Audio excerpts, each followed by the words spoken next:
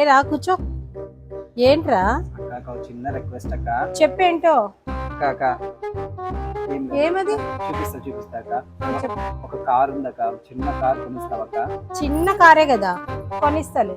నేను బొమ్మ కారు కొనిస్తా. ఇదక్క ఆ కార్ అక్క. ఇదక్క.